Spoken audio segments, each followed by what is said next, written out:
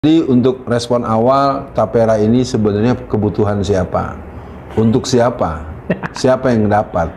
Iya. Saya tidak ingin berandai-andai. Ini merupakan sebuah bom waktu yang jadi pertanyaan serius. Kapan ini dimusyawarahkan? Kapan ini dibicarakan? Kita nggak dengar-dengar ada angin.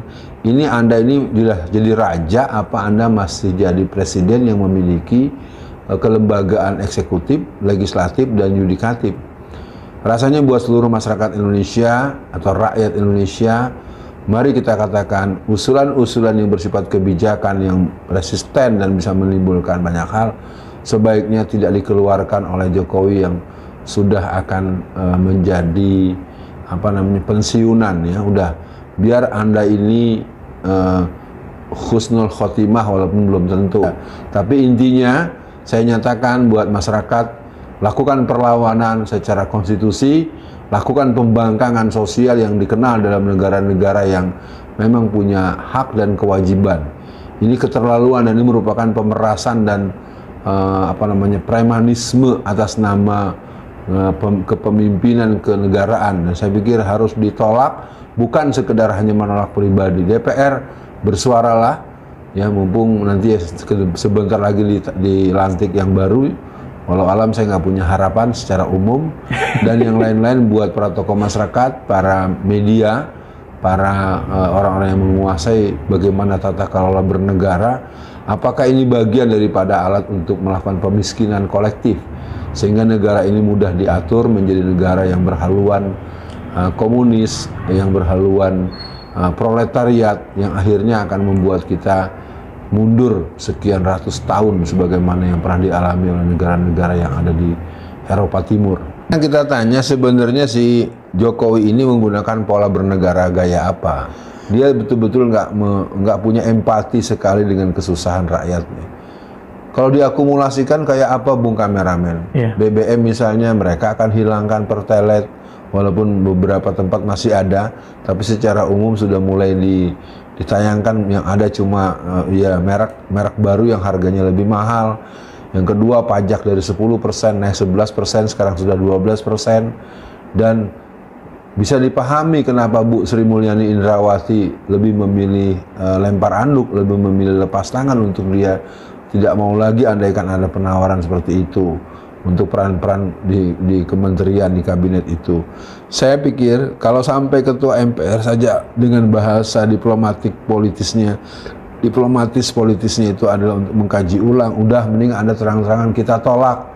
Ya Jokowi, Anda tidak akan hidup selamanya. Saya pesankan buat para pemirsa, Jokowi ini lebih kejam dari rezim-rezim yang pernah kita duga kejam.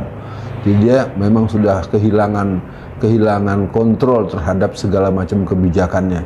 Maka saya menganjurkan buat seluruh masyarakat Indonesia, satu, lakukan inventarisir kelakuan dan kejahatan politik Jokowi selama ini, dari berbohong, dari menangkapi para ustadz-ustadz, karena saya punya pengalaman menurut sumber yang terpercaya bahwa dia memerintahkan agar saya dihukum dengan jumlah vonis yang jauh sekali daripada yang kepatutan.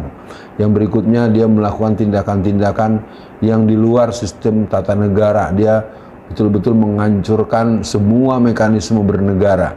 Closing pertama, Bung Kameramen, tidak usah didoakan Prabowo 10 tahun. Karena kalimat 10 tahun itu berupa sebuah doa ya. Saya ingin katakan Prabowo mungkin tidak dilantik. Amin. Ya, terserah Allah lah. Katakan ini bahasa saya sebagai orang yang melihat betapa anak haram konstitusi dan anak haram KPU ini menjadi persoalan. Nah, pesan saya di akhir pernyataan kepada seluruh masyarakat Indonesia, tolong jangan melihat apa yang sedang kita alami. Siapa yang sedang menjadi budak siapa yang sedang diremot oleh siapa. Jadi obor merupakan sebuah operasi besar untuk mencaplok 70 negara kurang lebih di seluruh dunia sebagai barisan daripada pasukan Cina Raya. Ini adalah gerakan komunis raya, Cina Raya, untuk menjadikan sebuah kekhilafahan komunis. Maka saya himbau kepada seluruh masyarakat, ketika kekhilafahan Zionis berkibar tak boleh dipersoalkan, kekhilafahan komunis sedang berjalan, dan kita akan tetap menunggu lahirnya, bangkitnya dan terbentuknya khilafah minhajun nubuwah. Ini kesejatian sistem kebahagiaan di dunia yang akan berjalan menurut ketentuan nubuwah. Sekali lagi buat para pemirsa, kita akan katakan tapera, no way, dan kita katakan Jokowi cukup sampai di sini.